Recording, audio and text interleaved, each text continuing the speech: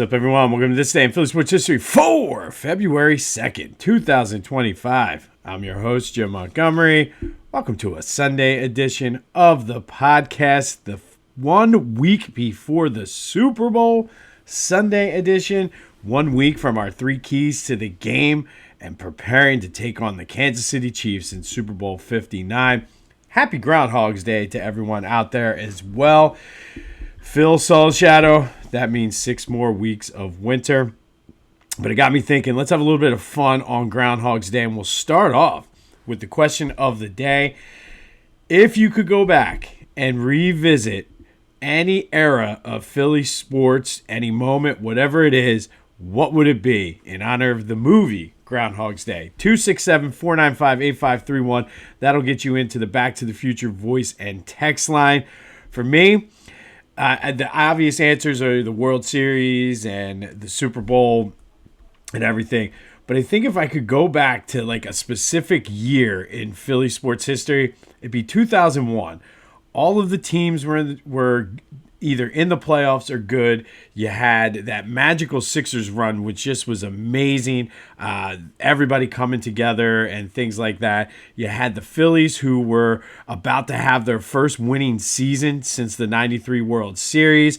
The Eagles were starting to come into their own under Donovan McNabb.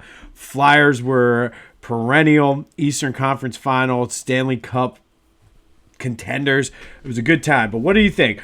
What era or what year, what moment in Philly sports would you love to live over again and again and again? 267-495-8531. That'll get you into the Back to the Future voice and text line. Let's have some fun on Groundhog's Day. We might as well recap yesterday's question of the day. I asked you, was Willie Mays the GOAT of Major League Baseball? 75% of you said yes. Shout out to Ken from Wyncote, who kind of summed it up good. Willie Mays is the best all-around player ever. But then you have like Babe Ruth and what he was doing. And he mentioned this, and I've said this before on the podcast too, that Babe Ruth is kind of in that mythical sort of area where what he did was just ridiculous. It was Babe Ruth, Wilt Chamberlain, Tiger Woods. Those guys are like on that level. So thank you, Ken, for reaching out. Thank you for everybody who reached out to answer the question of the day. And going back to the day before, the TikTok video did get restored. And that number for the Philly bias ended up being closer to 90%. So everybody thinks there's a Philly bias. There is. Not sure why. All right, some quick housekeeping notes. Still not too late to buy some Girl Scout cookies. The link is in the description. Help Ella out. You're going to buy them anyway. At this point, you're probably on your second round. So go support Ella. Buy the cookies in the link. And then be sure to follow me on social media, Jimbo_Mont on Twitter and TikTok, at Philly Jimbo on Instagram. Subscribe to the YouTube channel and continue to spread the word. And then go check out our friends over at the On Pattison newsletter. Great Philly sports coverage, and that will get delivered right to your inbox. We're featured in there a couple times a week, so go support them, check them out, and all of that other good stuff. All right, today is the day. Sixers this evening against Boston at the Wells Fargo Center. Will I be back in? We'll find out soon. No Joe, no PG. It's going to be tough going, but we'll see what happens. I'm telling you, if they win, Lucy, get that football ready because I'm back on board.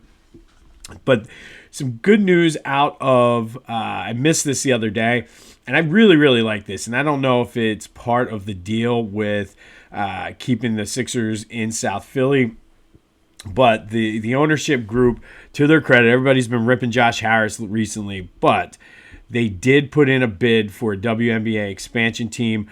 Looks like the WNBA within the next year or two is looking to expand to 16 teams, and Philly certainly makes a strong case. A lot of other good groups and cities on there, but some teams that had WNBA before are on there, like Houston.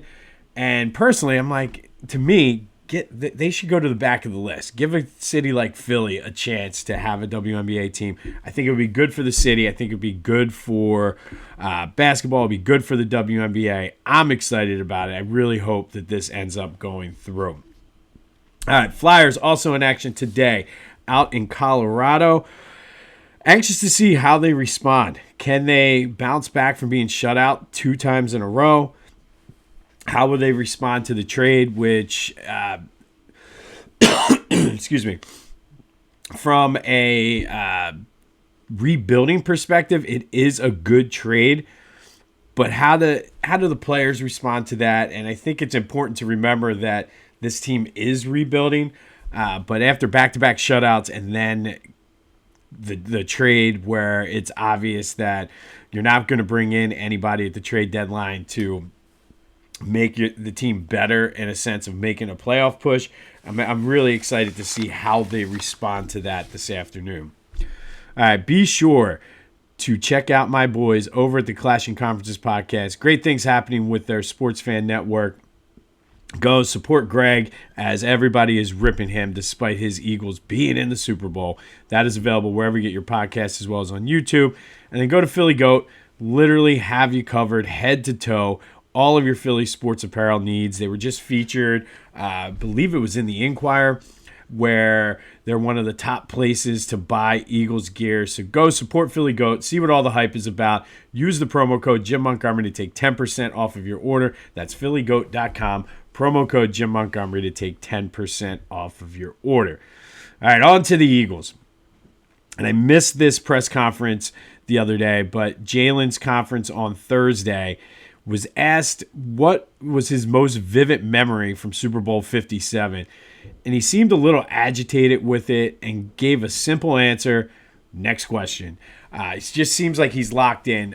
But good thing another reporter asked a good follow-up and said, well, what can you take and learn from that? And he said, that's better.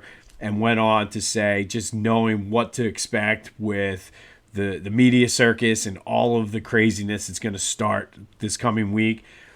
But he just seems locked in. I love it. I absolutely love it. He is locked in. Today is the send-off party. Probably by the time you're listening to this, the send-off party is probably going on. I'm recording this at 8:15, so in 45 minutes it starts. And then they're on to New Orleans. And the next time we see them, they will be Super Bowl champion. Still no word on Kellen Moore yet, but the word seems as though the Eagles are starting to prepare for life after Kellen. But to his credit, he's made it clear that he wants to wait to do anything till after the Super Bowl to avoid distraction, which is 100% different than Jonathan Gannon, who was already moving stuff into his office the week of the Super Bowl. So that's good. And I did see a report that the Saints are telling other candidates that they are moving on. So it seems like it's one of those things. As soon as the Super Bowl is over, it will be announced that Kellen Moore is leaving, which from a front office kind of perspective, it does give the Eagles an opportunity to start looking at potential candidates as they're still preparing for the Super Bowl and everything. But shout out and kudos to Kellen Moore for putting it in perspective and saying, hey, let's do this after the Super Bowl. The other big news was the Rams and Eagles will play in Australia in 2026 in Melbourne, which is pretty cool. It's kind of one of those things. We saw the Brazil trip and all of that, and I think it's just the byproduct of the Eagles being an attractive team and a profitable team. So we'll see what happens. Pretty cool for Jordan Mailata, though, as they're going to Melbourne in 2026. Let's have a little bit of fun with the Eagles as they're going off to the Super Bowl today, and it will also sort of end the fluffy stuff we've been doing. We can actually start getting into the Super Bowl content starting tomorrow. But when did you know that this team was a Super Bowl team? And I heard this on the radio one morning or read it somewhere. And it's an interesting conversation because at 2-2, I don't think many people thought that this team was going to the Super Bowl. Certainly not after the Cleveland game either. But was it the Cincinnati game, the Rams game after they beat Baltimore and Pittsburgh? To me, I think that Cincinnati game showed what they were capable of. They didn't really start getting it together, really, though, until that Rams game. And then it really solidified it for me after the Baltimore game that they went in there, a presumptive Super Bowl contender from the AFC, and just pretty much out-physicaled them. But what about you? That is our bonus question of the day. When did you know that this Eagles team was a Super Bowl contender? 267-495-8531. That'll get you into the Back to the Future voice and text line. Let's have some fun on a Sunday. All right, today we're going to go back to 1968. And on this day in 1968, the Sixers beat the Pistons 131-121 at the Spectrum. And Wilt Chamberlain, as he typically did, had himself a night. He scored the NBA's first ever double triple-double. What is that, you might ask? 22 points, 25 rebounds, 21 assists. So 20-20-20, the first ever 20-20-20 game in NBA history. Really bizarre to me that he only had one of these. I would have thought that there were multiple 20-20-20 games in Wilt's career, but only the one. That year, the Sixers were the defending champs. Wilt would go on to win his third straight MVP, and a little more with the triple-doubles.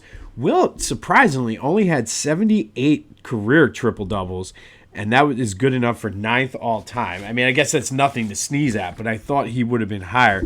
He was alleged to have a quintuple-double later that year in 1968. But on this day, it was the 20-20-20 game, a double, triple-double. The only other person in NBA history to do that, Russell Westbrook back in 2019 had a 20-20-20 game. And for those keeping score at home, Russell Westbrook has the most triple-doubles of all time. But on this day in 1968, Wilt Chamberlain with the 20-20-20 game, the NBA's first double, triple-double with 22 points, 25 rebounds, and 21 assists. Like I always say, we can always do a This Day in Wilt Chamberlain history. Finally today, we are going to continue our Black History Month special on Black History Legacy Makers with Philly ties. Today we're going to look at Wali Jones.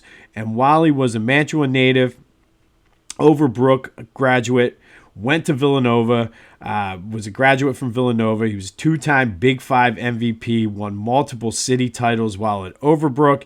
He was a third-round pick of the Pistons. He was the starting point guard on that 66-67 Sixers team that won the NBA championship. He was an all-rookie in 1965. He's in the Philadelphia Sports Hall of Fame. But he also had such a huge impact off of the court after his playing career was over. He started Concerned Athletes in Action, which went around the city and sponsored youth camps that really helped with drug prevention and being able to just shape the minds and the lives of these youth. Eventually, that became Shoot for the Stars, which they added the piece where they taught rigor, discipline, joy, commitment, all of the things critical for success both on and off the basketball court. They do have a mural on one of the buildings in Mantua celebrating Wali Jones for his, not only, I mean, he had a great basketball career in Philadelphia going back to Overbrook, Villanova, and of course the Sixers. But really, the stuff he's done off the court to really help the kids in the city of Philadelphia really have a chance and teach them those things that they need to be successful. So Shoot for the Stars is Wali Jones' organization. He runs that with Ken Hamilton, somebody who we'll talk about later in the month. But today's Black History Legacy Maker with Philly ties is Wali Jones. Great basketball player on the court, and even better human being off, and all of his work for the youth of the city of Philadelphia. So Wali Jones, today we salute you. On this day in 1968, Wilt Chamberlain had the NBA's first double, triple-double, 22 points, 25 boards, 21 assists. Only one other person, and that is Russell Westbrook, believe it or not, with the double-triple-double, the 20-20-20 game. We will start our Super Bowl coverage finally as the Eagles land in New Orleans later today. Be sure to let me know what your thoughts are of when you knew this team was a Super Bowl team. 267-495-8531. That'll get you in. Also, it's Groundhog's Day. What sports moment, sports year, sports game, whatever moment that you want to relive over and over and over again in Philly sports history, let me know your thoughts on that. So many to choose from, but I would love to just live from January 2001 to December 31st, 2001. Great time for me personally. Graduated Temple, but between the Sixers, the Eagles finally becoming good, it was our first year with season tickets. The Flyers were almost a perennial Stanley Cup. And then the Phillies with their first winning season since 93. That was a great time period for me. I'd love to live that year all over again. Of course, though, with the money I have now. I was broke as a joke in 2001. But from a sports perspective, it was a fun time. But let me know which era you want to live over and over again in honor of Groundhog's Day. Phil saw his shadow, 6 more weeks of winter, and that's quite all right if we have a Lombardi Trophy. I will take 12 more weeks of winter if that's what it takes to win a Lombardi Trophy. But we will have more tomorrow. Hit me up on the Back to the Future voice and text line. Go have yourselves a Sunday. This has been This Day in Philly Sports History for February 2nd, 2025. My name is Jim Montgomery. And until next time, I'll see you when I see you.